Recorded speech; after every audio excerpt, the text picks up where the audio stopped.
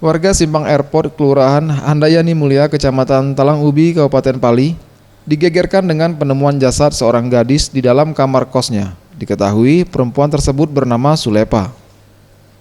Menurut Ketua RT setempat, Asri, bahwa diketahui tewasnya Sulepa diawali dari kelima temannya yang akan berkunjung ke kediamannya.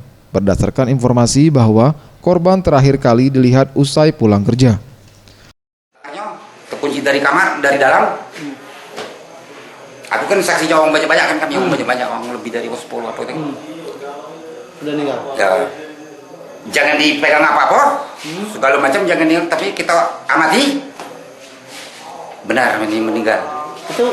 Sementara itu, Kapolsek Talang Ubi, Kabupaten Pali, Kompol Suhardiman mengatakan, dari hasil penyelidikan dan laporan pihak medis bahwa kondisi korban saat ditemukan tidak terlihat adanya luka atau bekas penganiayaan, sehingga jasad korban hanya dilakukan visum dan tidak diotopsi atas permintaan keluarga korban.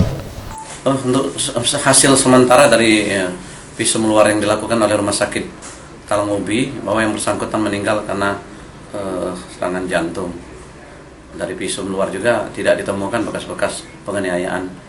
Keluarga korban kemarin sudah membuat pernyataan untuk tidak dilakukan otopsi. Jadi setelah visum, mayat langsung dibawa pulang untuk dikebumikan. Boris Simbolon, Sriwijaya TV.